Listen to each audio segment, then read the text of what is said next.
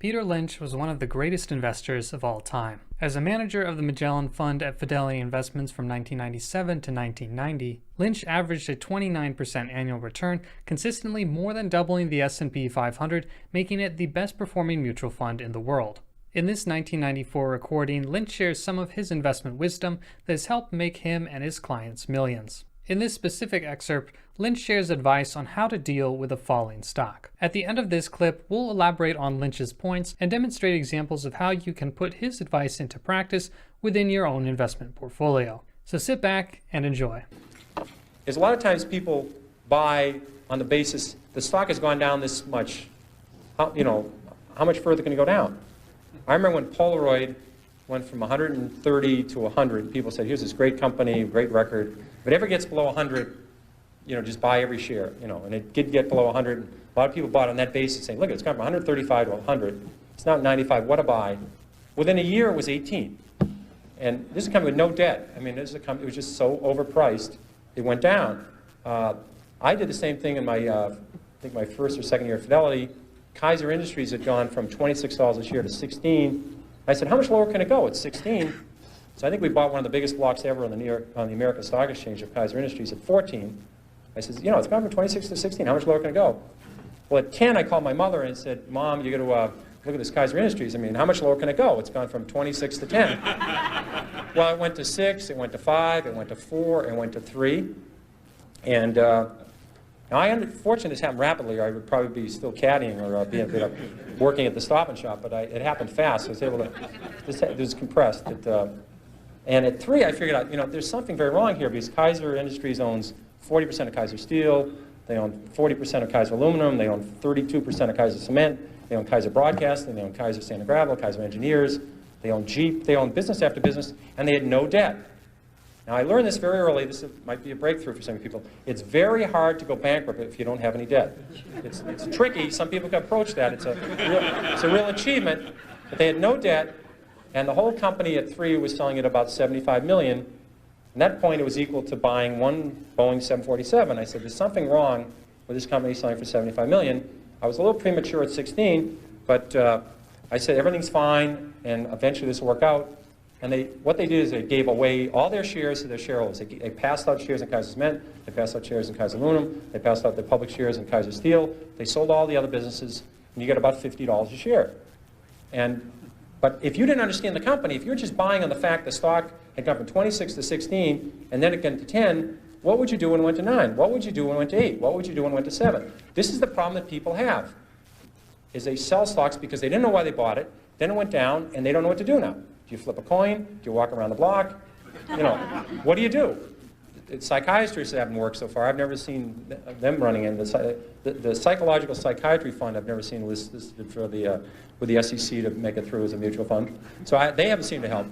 I've tried prayer. That hasn't worked. So if you don't understand the company, you have this problem when they go down. Eventually, they always come back.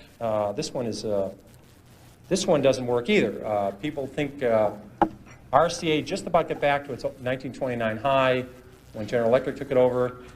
A lot of double nits never came back. Remember those beauties? Floppy disks, Western Union. The list goes on and on.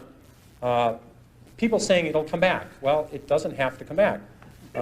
Here's another one you hear all the time. It's $3. How much can I lose?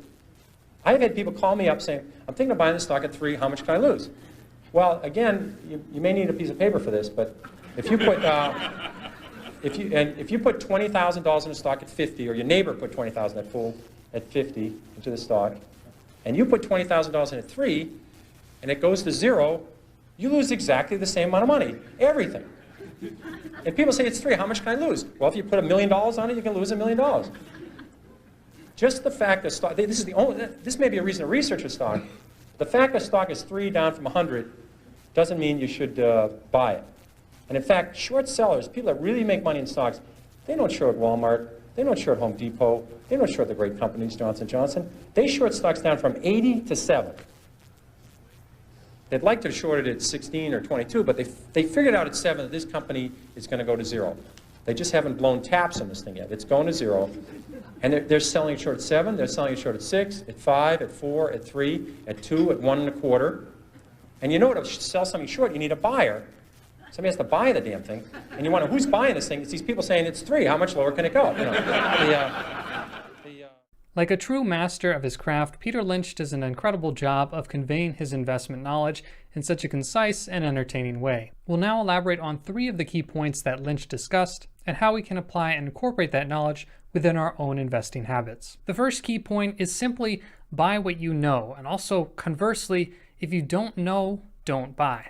Now, at first glance, this advice might seem so obvious and simple that it doesn't really add much insight. However, it's actually a surprisingly common trap for investors to fall into, especially new investors who may not have much investment experience. By understanding what you own, you have a better sense of the value of the company and the potential upside and downside in different scenarios. It's only then that you can make a rational evaluation of the potential risks involved with an investment.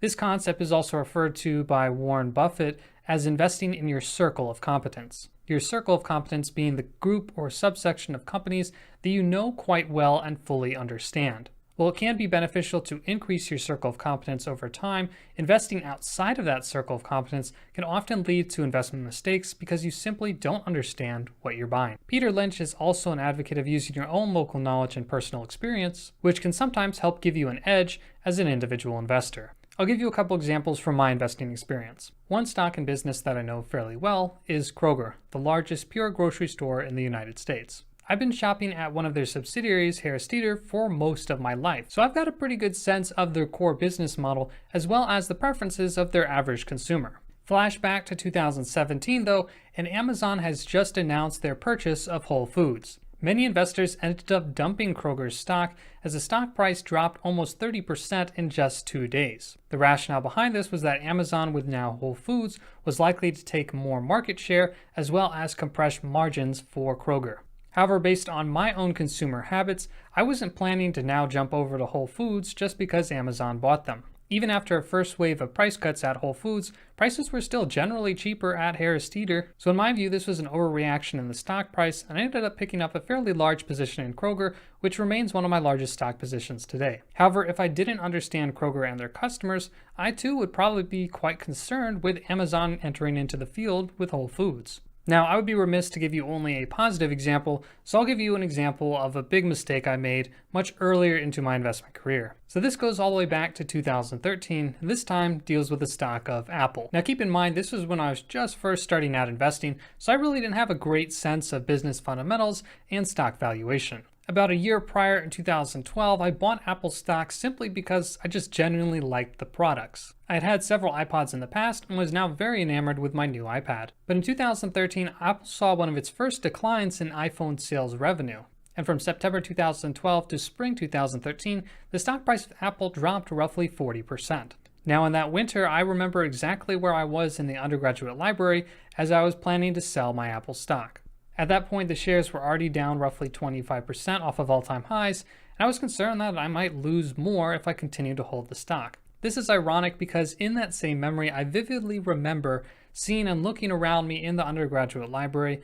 All the students had not only iPhones on the table, but also had and were using their Mac laptops. So given that I didn't really put 2 and 2 together in terms of the insatiable demand for their products, and also wasn't aware of the fundamental valuations, and at the time, Apple was trading at a price to earnings ratio of 10, which is an incredible value for the potential growth prospects that Apple had at the time. Despite all that, I ended up selling my shares in Apple, split adjusted at around $65. Now you can do the math, but those shares today would be worth nearly 5 times more had I just held them for the long term. So that gets to a good lesson learned, is that if you don't understand the stock you're buying or whatever investment you are buying, and the price falls, you won't have any metric to evaluate whether the price decline is justified or not. This could cause you to sell a stock prematurely to cut losses, when in reality, market volatility simply causes stock to become undervalued in the short term.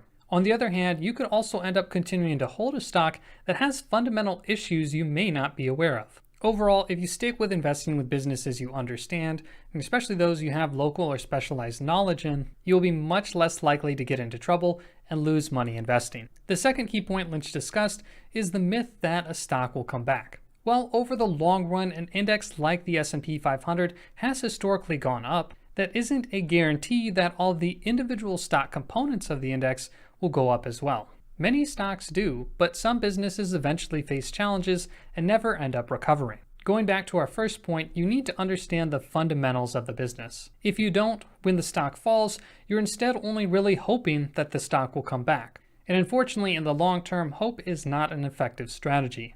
So when the price of a stock declines, whether this is a stock you own or stock you are watching and potentially might consider owning in the future, you should ask yourself some questions. Is the decline in the stock price justified in relation to the business fundamentals? Going back to my examples with Kroger and Apple, it's possible that price declines may be short-term in nature and potentially overreactions to what would otherwise be stable or improving business performance. However, for some richly valued stocks trading at high multiples to business fundamentals like earnings, cash flow, or sales, if investors are paying too high a price for an excessively valued stock, there's no fundamental reason for the stock to come back to a price it was never justified trading at to begin with. This is a risk in investing in some very high valued growth stocks, which could potentially see a permanent reduction in valuation multiples. The underlying business may still be fine and growing quite quickly, but the stock was simply trading too high, similar to the Polaroid example that Lynch provided. Another question to ask yourself is, are you evaluating the business based solely on past performance?